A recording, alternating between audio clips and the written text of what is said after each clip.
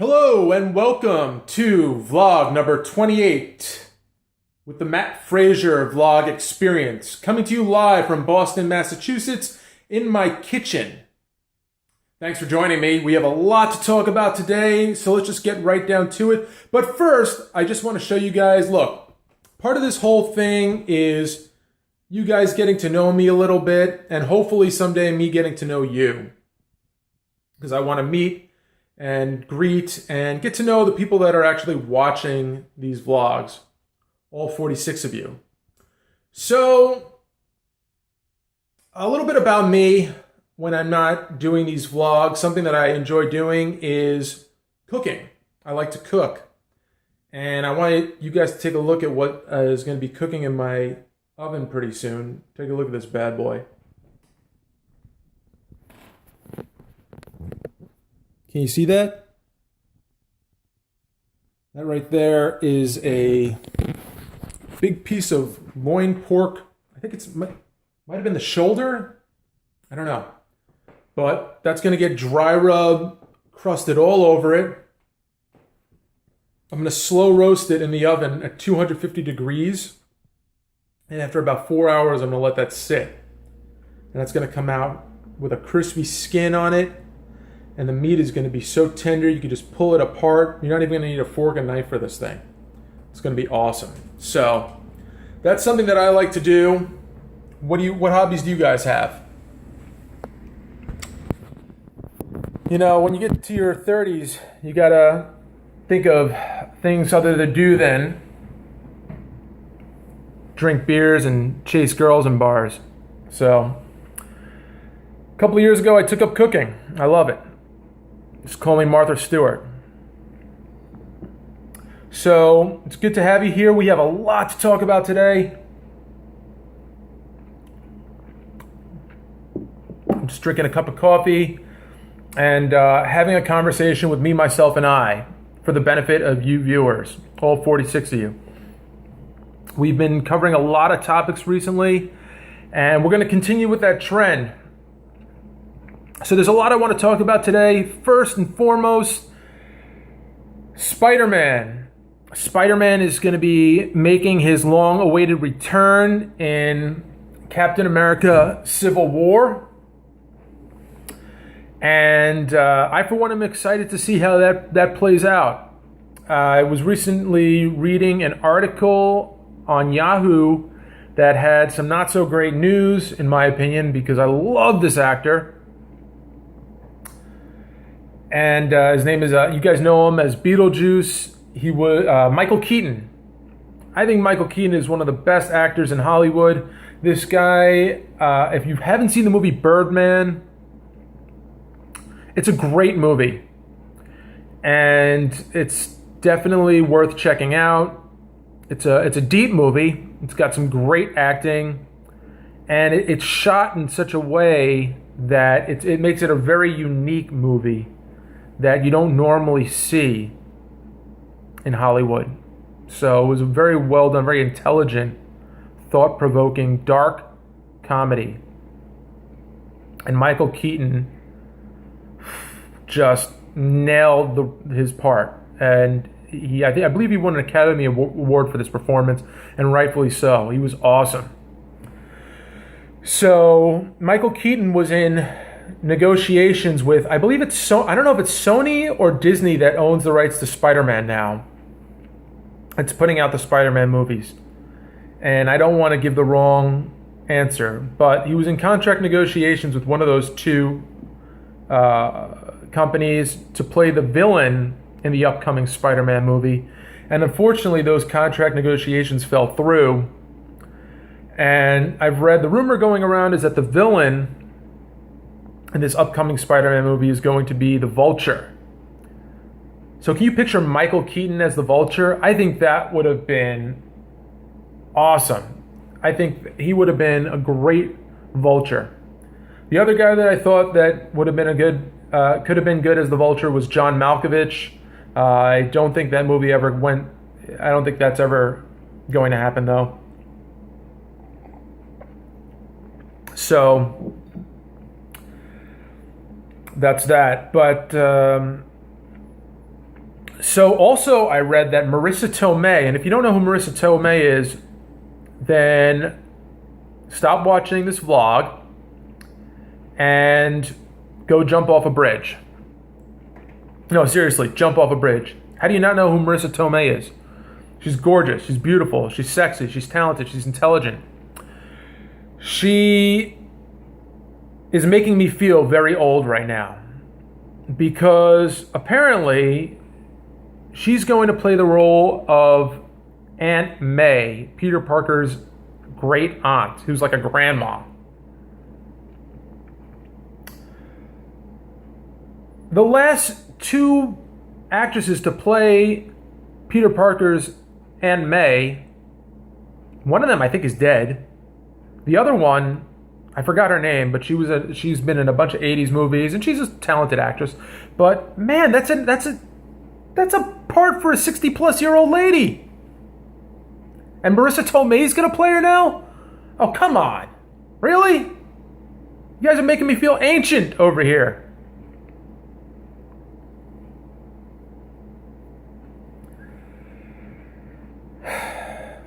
Go check out My Cousin Vinny.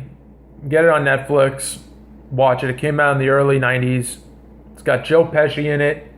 It has Ralph Macchio, who was the Karate Kid in the 80s. It's a fantastic movie, very funny. Highly recommend it. And go see why I am sweating Marissa Tomei so bad on this vlog.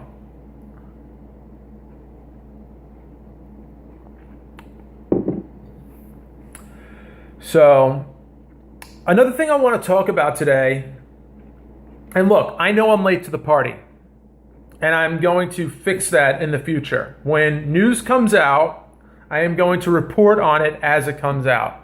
This is something that I wanted to talk about 3 weeks ago, and it escaped my mind. I never got a chance to talk about it, but God damn it, I'm going to talk about it right now because it's important. Nicolas Cage and former frontman for the band Motley Crue got into like a fisticuffs outside a posh Las Vegas hotel about 2.5, almost 3 weeks ago. Oh my God, I got a freaking chair, man. So they got into a fight at a Las Vegas hotel about 3 weeks ago. And this is news, in my opinion.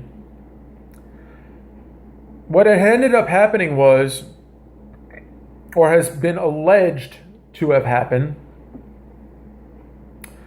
was a woman went up to Nicolas Cage at the hotel lobby and asked him for an autograph.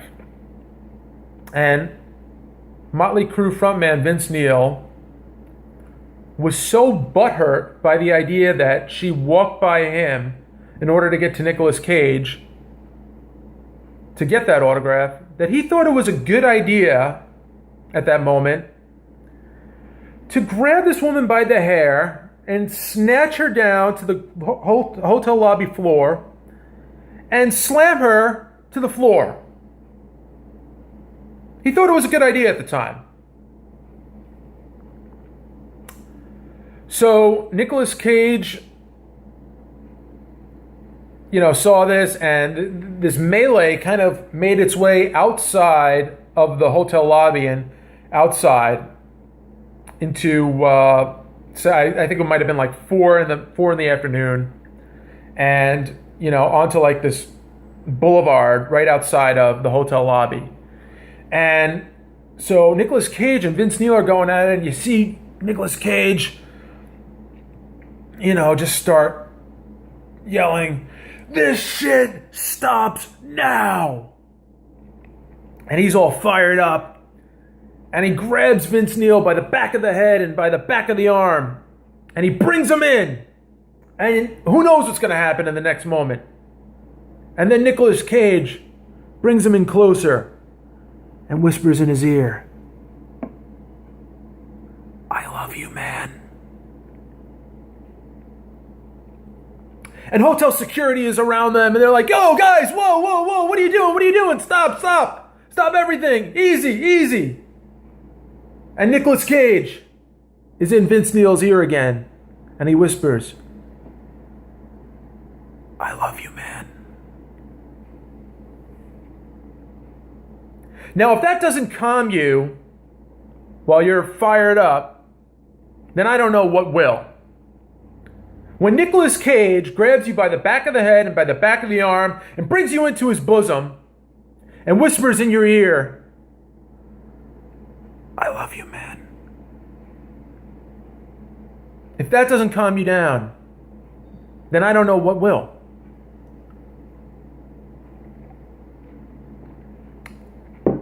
So Vince Neil became more subdued, and hotel security came in. Cooler heads started to prevail. And apparently Vince Neil was cited. He was given a citation for battery. I don't know if he was arrested or not, but who knows what's going to happen now. Now it's fodder for the National Enquirer. But the whole ordeal made headlines for a little bit because, look, it's Nicolas Cage and Motley Crue frontman Vince Neil. Now, look, Nicolas Cage is actually a fairly tough guy. I mean, he does Brazilian Jiu-Jitsu. He's been in a lot of roles where he's a very athletic. He plays these athletic roles, and he's a pretty tough dude. So I think that he would have been able to have his way with Vince Neil if need be. Vince Neil, his best days are behind him. He's an aged former rocker that has probably done more drugs than myself and all the viewers combined have ever even looked at in their lives. This guy was a wild and partying crazy animal back in his heyday, and I have a feeling that he wouldn't be able to last 15 seconds in a fight with Nicolas Cage. And I think once Nicolas Cage grabbed him by the back of the head and by the back of the arm and brought him in, he started to realize that. What's unfortunate is that prior to that, he thought it was okay to yank this woman by the back of her hair and slam her on the floor. Really, dude. But then Nicolas Cage grabs you by the back of the head, and suddenly, oh, my bad. Come on, dude. You're a 60-year-old man. You shouldn't be acting like that. I mean, you're in Vegas, and look, what happens in Vegas stays in Vegas. But come on, dude. Really? You're going to get hands-on with a woman because she asked Nicolas Cage for an autograph? How fragile is your ego, pal? You've made millions of dollars. Just enjoy life. There's no need for the drama. I don't know. I don't know what to make of that whole ordeal, but I just think it's funny that, man, if you watch the video, Nicolas Cage is just like, Nicolas Cage is famous for having those nuclear meltdowns in his movies and for being a little bit of an overactor. I like Nicolas Cage. I think he's a pretty great actor. But he went from here, like, cut this shit out, man, to here in like a split second was, I love you, man. And, oh, man. So that's what I have to say about that. And Vegas is a crazy place, man. Whew. One time I went to Vegas and someone threatened to stab me with a fork. True story. We're not going to talk about that right now, though. That's another time for another place. UFC 200, I know we've been talking over the last couple of vlogs about the whole Conor McGregor UFC drama of sorts that's been unfolding. And last vlog we talked, I had done a reaction video on the Facebook post that Connor posted, which I thought was very well done. He spelled out his side of the story. And UFC just held a press conference yesterday to speak about their side of the story. And I gotta say, I watched it and I thought UFC President Dana White came out looking very good. Very good. There was at one point, one of the people, the media were able to ask whatever questions they wanted, and Dana White was standing there, and someone asked him, has the UFC considered taking legal action against Conor McGregor for breach of contract? And Dana White's response was, breach of contract? Whoa, buddy. Let's not put the carriage before the horse here. We're not there. We're not there. This is not a a relationship that is broken down and we're thinking about lawsuits or anything. This is just two people that failed to come to an agreement, and we're going to move on. We're going to move on. And if that means we have to go do the biggest pay-per-view in company history in UFC 200 without Conor, then so be it. And if that's not a popular decision, well, that's not a popular decision, but it's the right decision. And I gotta say, I watched that, and I watched the way he conducted himself, and I thought that was great. I did. I thought that was a really stand-up way to handle things, and I thought that was pretty cool. So, excuse me. Let's see. I think that pretty much covers up everything that I had intended on discussing with you guys today. Oh, a couple of other things. I got some emails that I just want, one email in particular that I just want to go over real fast. Ryan from New York sent me an email. And look, you guys can email me at mattfraziercomedy@gmail.com. You can also send me any questions or comments over at Facebook. Just type in Matt Frazier, search me out, and look for this tall, dark, and handsome guy and add me. But he sends me a email. He asked me, do I believe? I don't have the email in front of me, but I do remember it. It was, do I think that Harriet Tubman should be on the $20 bill? So I believe in 2020, the U.S. Treasury Department is going to change the $20 bill and take Andrew Jackson off of it, so that they could put a Harriet Tubman on it. The answer is no. I don't think that she should be on the $20 bill, Ryan. I think that what I do think that the U.S. Treasury Department should do is create a $30 bill and a $40 bill. And she should go on one of those.